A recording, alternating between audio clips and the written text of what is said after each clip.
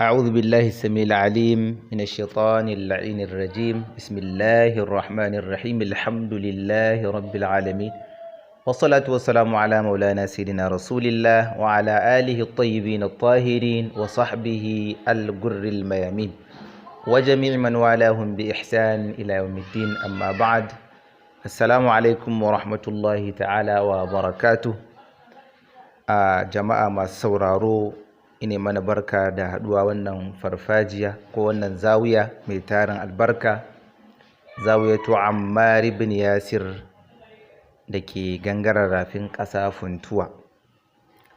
A daidai wannan lokaci insha Allah tabaraka wa ta'ala za mu ɗan yi a takaice dangane da sha'anin aikin hajji, da fatan Allah ya mana muwafaka.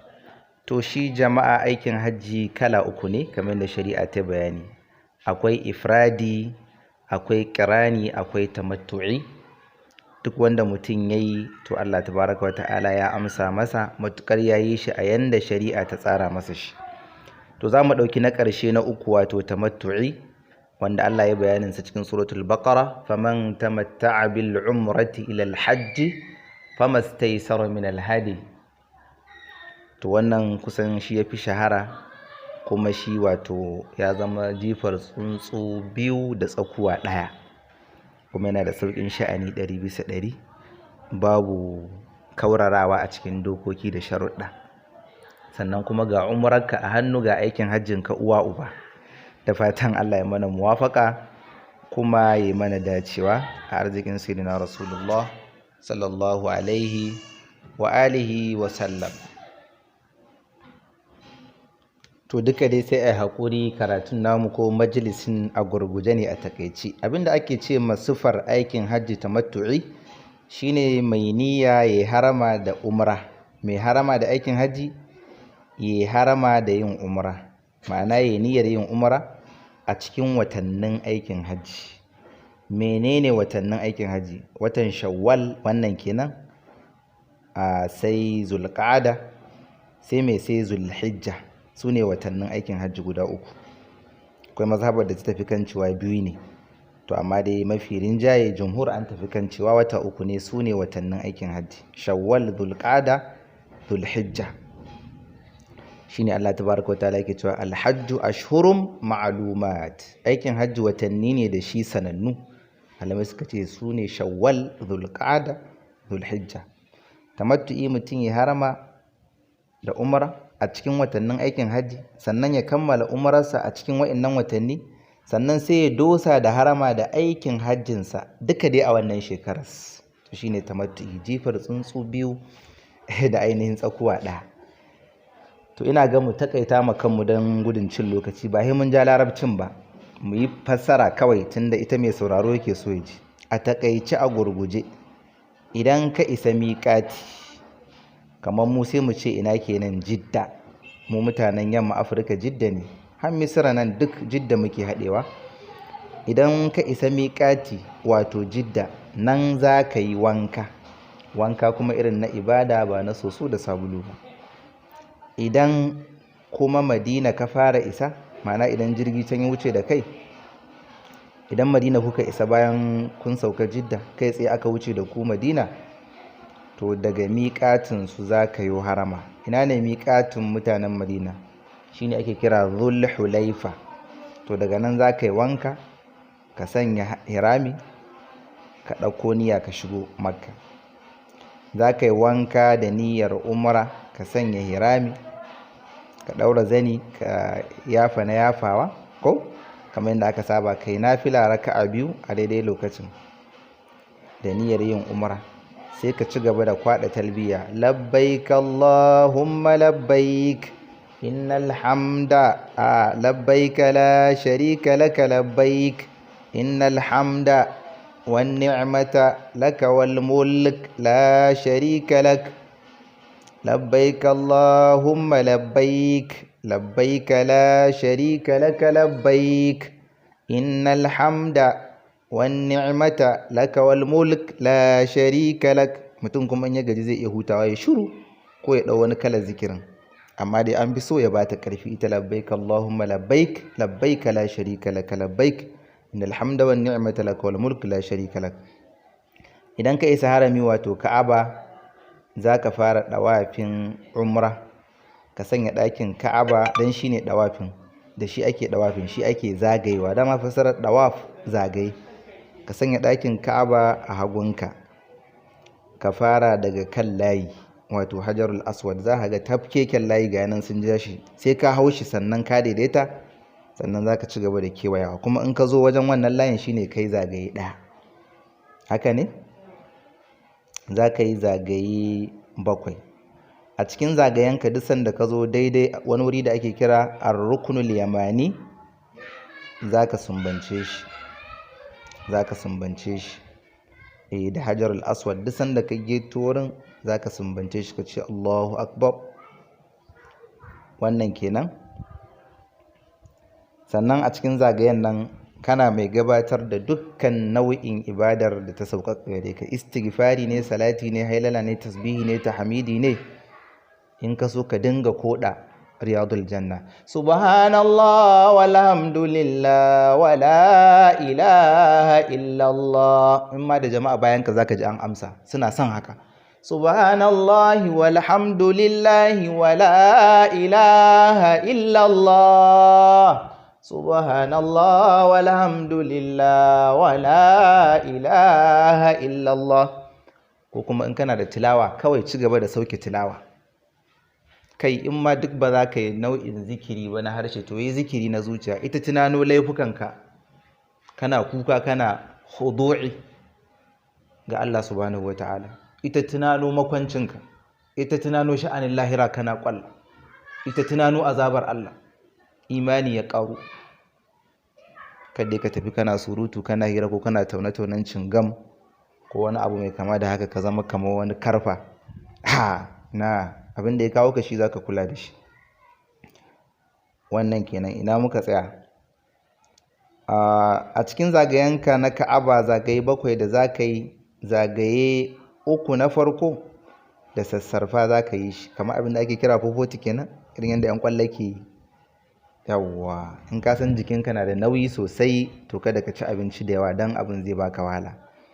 In abin ba yi sa kake ba, sai kaga ya zama mai mashakka. Kuma dama ka saba, alhamdulillah.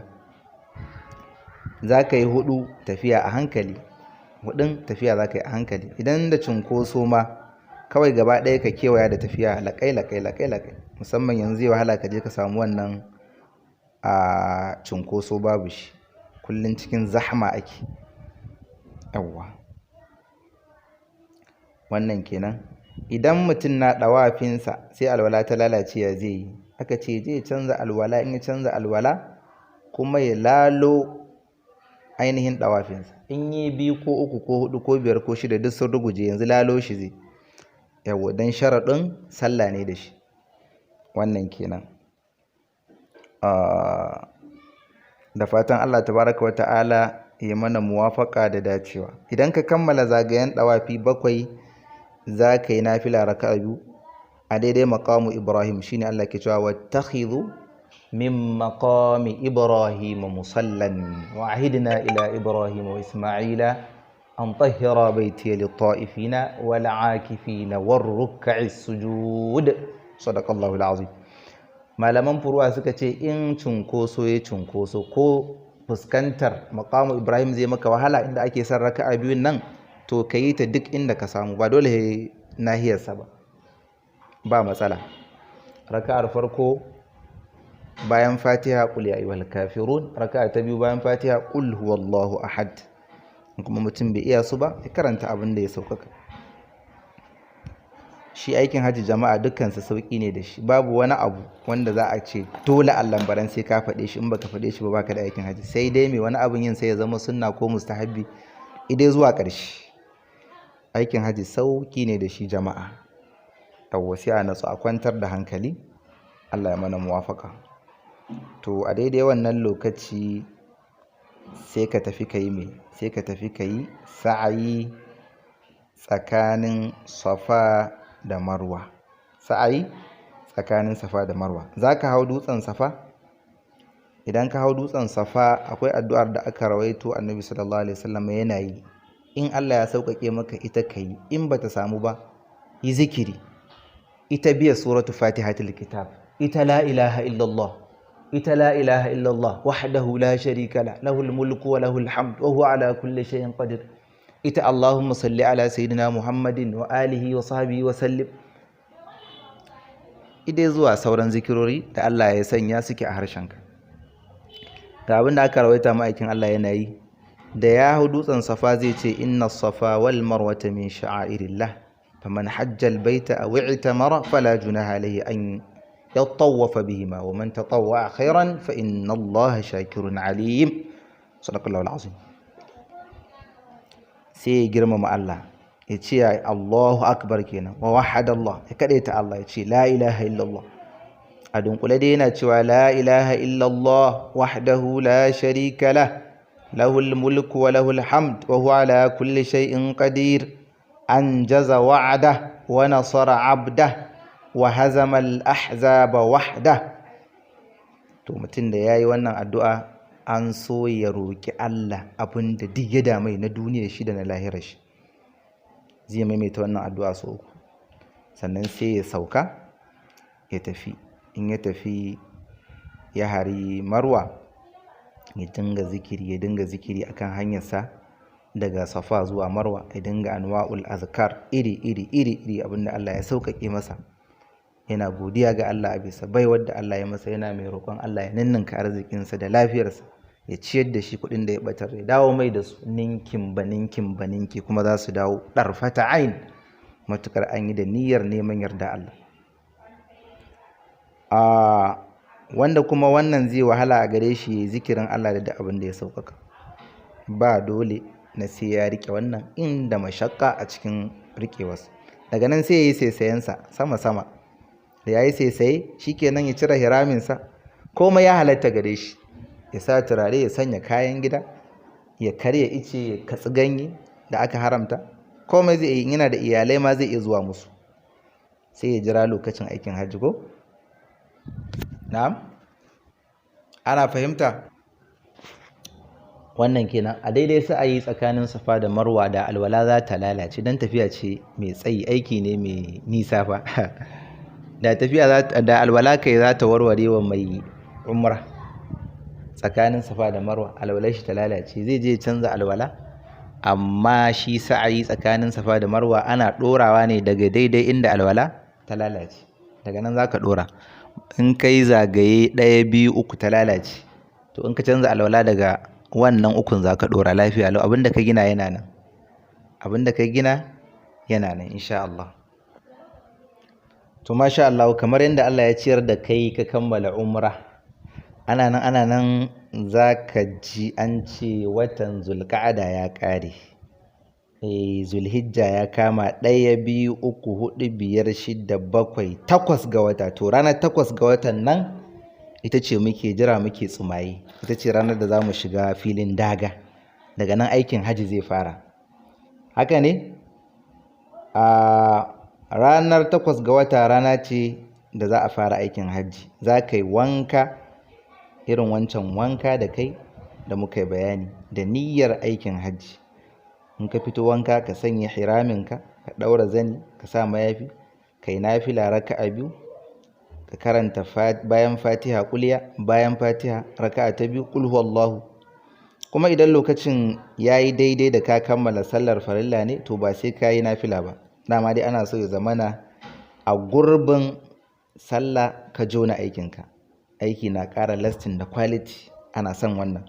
Sai ka jaddada niyyar aikin hajji, ka ci gaba da talbiya, labbaik Allahumma labbaik labbaik la sharika laka labbaik innal hamda wan ni'mata laka wal mulk la sharika lak.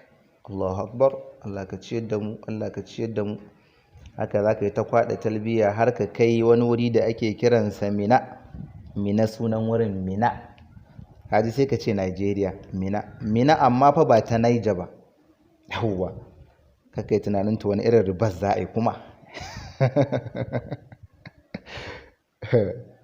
Sunan wuri ne a Saudiya, wanda ake bautar Allah a wannan wuri. Duk alhaji a ranar in dai lafiya yana wannan wuri, nan za ka kwana.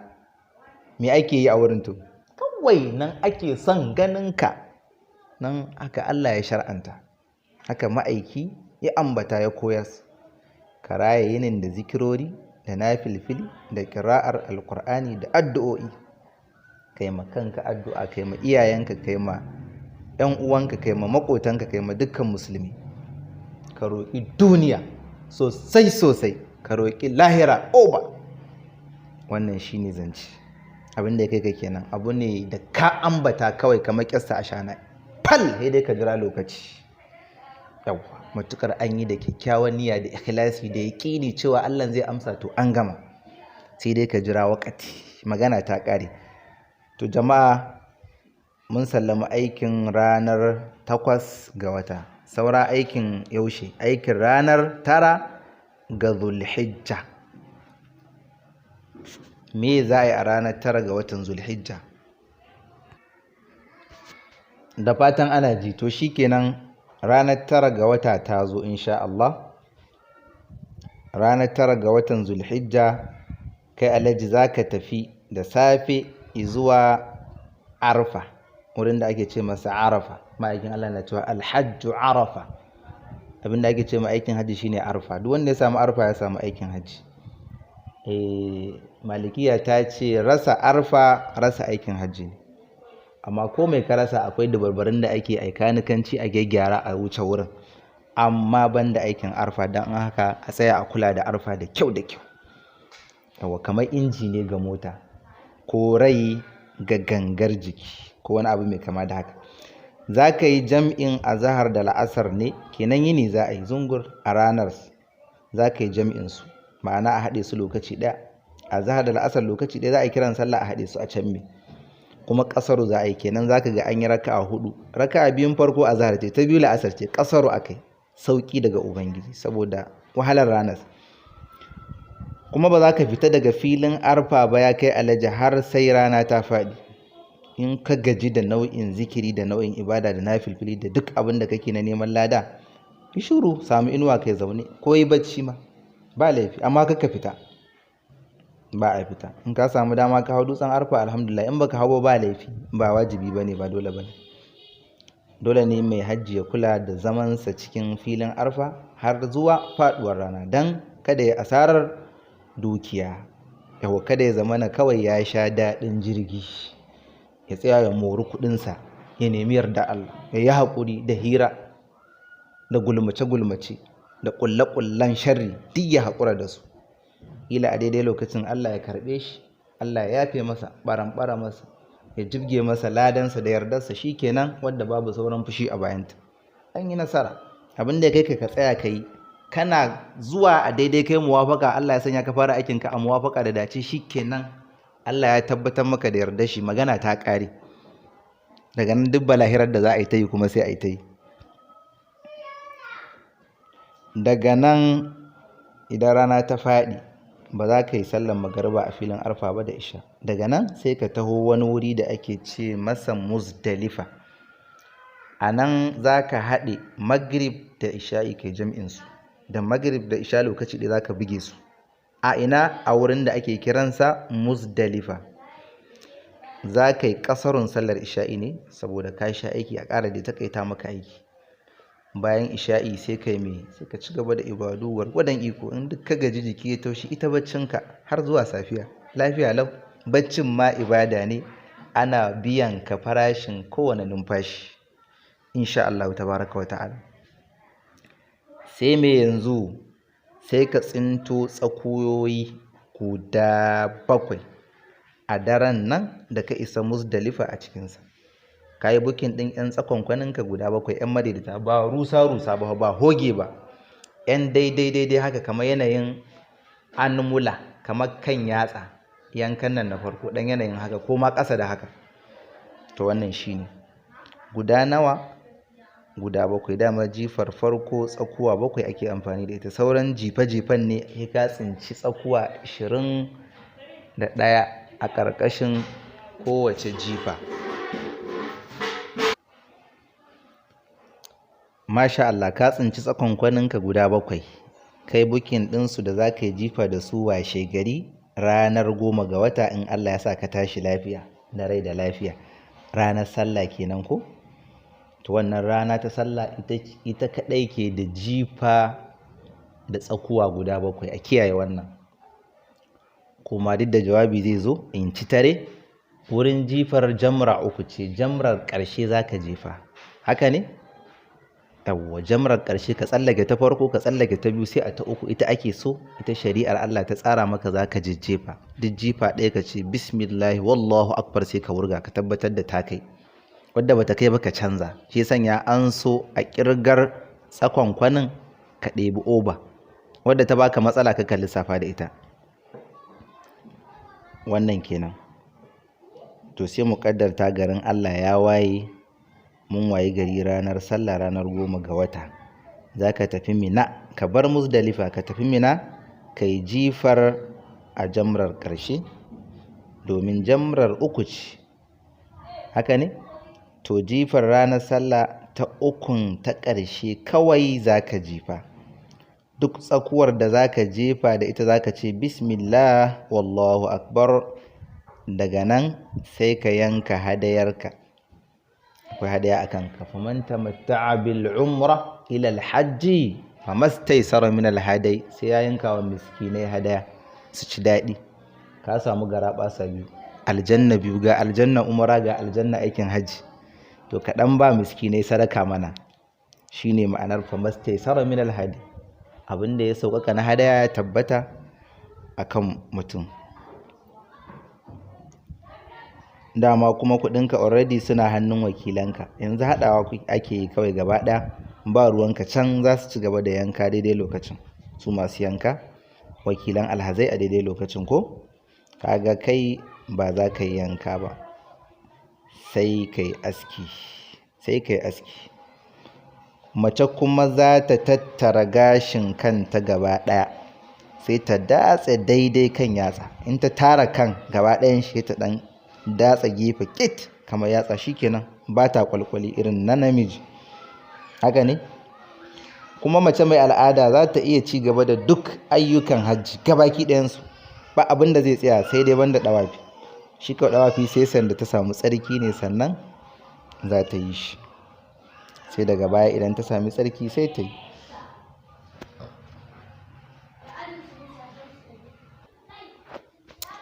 Masha Allah.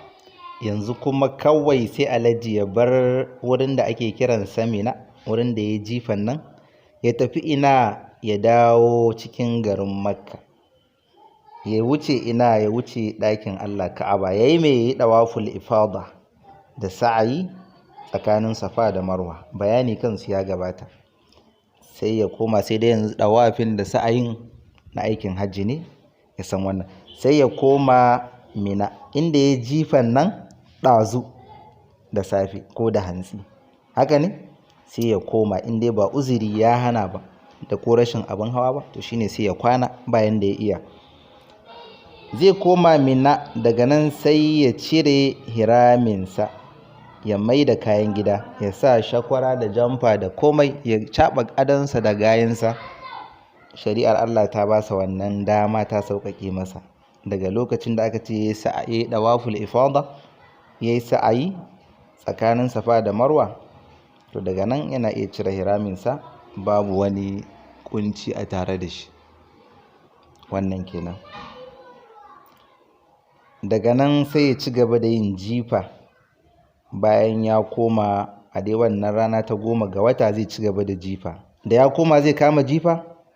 A'a, sai kuma da safe ya bi a hankali ya huta. Ai ya sha jaganiya jikin nasa, Allah bai matsa masa sai yayi ba, bai tsara masa ma cewa wannan ranar zai ɗora jifa ba. A'a, ai yayi aikace yanzu kuma ayyukan ranar 10 ga wata, ranar sallah, sun ƙare, saura ayyukan ranar 11 ga wata. Daga 11 ga wata zai kama aiki ka sarƙa. Daga ranar 11 ga wata da kuma 12 ga wata da 13, bayan rana ta yi zawwal, zai dinga yin jifa. Haka ne? Ranar 11 ga wata, 12, 13, kullum zai tsinci tsakuwa 21. ya tafi ya jifa bayan rana ta yi zawwal, lokacin azhar yayi kenan. Idan alhaji ya ga dama ya kyala jifar ranar 13 ga wata, Allah tabaraka wa ta'ala da ake ma aikin shi ya ba da dama, ya ba da takhiri, ya ba da zaɓi. faman ta'ajjala fi yawmayn fala ithma alayhi wa man ta'akhkhara fala ithma alayhi liman ittaqa.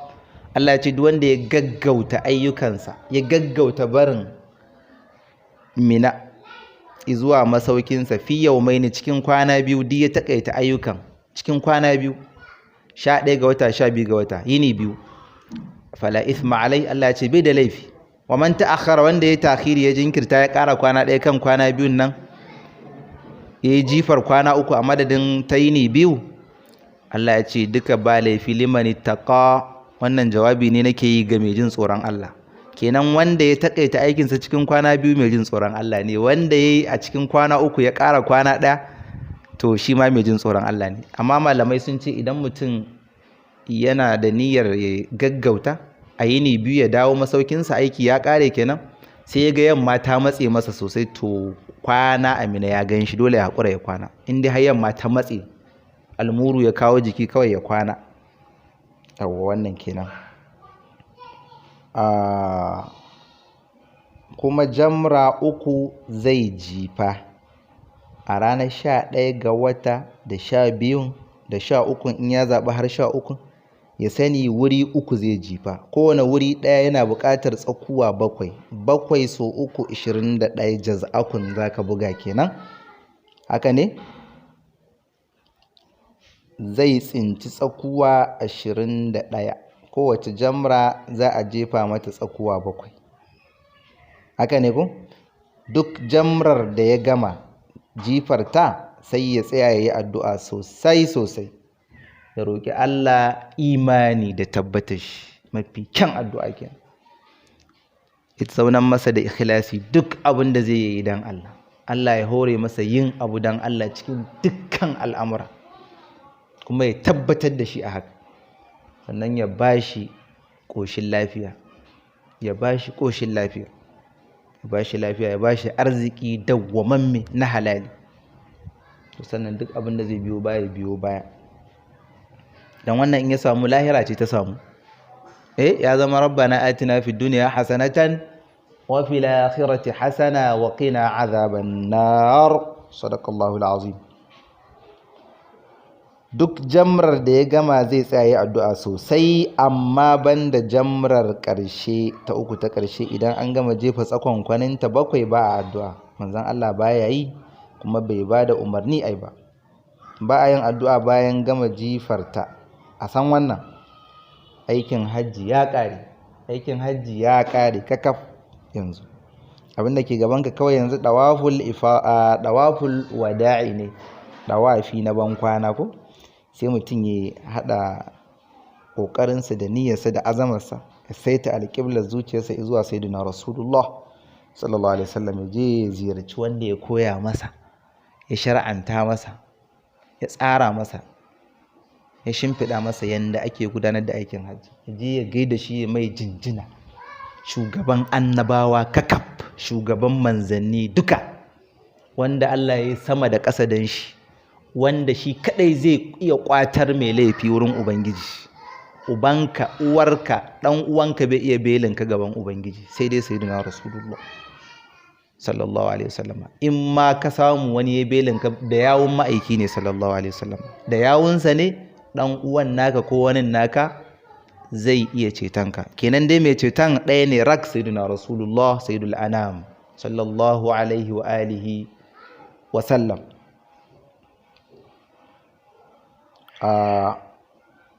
In aka je ziyarar sayyidina Rasulullah, a tafi da ɗahara, ana ta salatai tun a hanya, ana ba da jinjina tun kan hanya, ana girmamawa da mutunta, a sha ado, a sanya turare mai kamshi, a gyara jiki da kyau, a gaida shi, a mai salati, a yi tawassuli da shi da kamun kafa cikin bukace-bukace da aka riko na mutum da na al'umma da na dukkan wanda ya anso ainihin dakon addu'o'insu. gaba kaɗan ga sayyidina Abubakar ne Siddiq radiyallahu an, ga sayyidina Umar, ɗani ɗaiɗai kusa da kusa. Sannan ka shiga baqi'a, ta tattaro wani sashi na ahalin gidan manzon Allah da sahabbansa, duban sahabbai suna nan kwakwanci. A je a yi tawassuli, a gaida su, a gaida muhajirun, a gaida ansar, a gaida itiran nabi sallallahu alaihi wa alihi wasallam. Allah kai mana muwafaka, Allah kai mana agaji. Jama'a, wannan dan jawabi a gurguje ne, a takeici dan dai ba da haske ne. Ko nan mutum ya tsaya, in Allah ya yarda ya yi aikin hajji. Yawwa, in mutum kuma ya ƙara faɗaɗa bincike to zai iya samun 'yan ƙare-ƙaren wasu abubba kwarai da gaske. Da fatan Allah ya mana jan gora da agaji, ya sanya mu cikin zirin miliyoyin da za su samu arzikin halartar ziyarar Ka'aba da sayyidina Rasulullah sallallahu alaihi wa sallam. Subhanakallahumma wa bihamdik, nashhadu an la ilaha illa ant, nastaghfiruka wa natubu ilaik. Daga zawiyar sayyidina Ammar ibn Yasir radiyallahu ta'ala an, daga kenan gangaren rafin ƙasa ko gangaren gangariya. Allah ya mana muwafaka. Domin neman ƙarin bayani ana iya kiran nambar waya 081 37 36 21 09. Wassalamu alaikum wa rahmatullahi ta'ala wa barakatuh.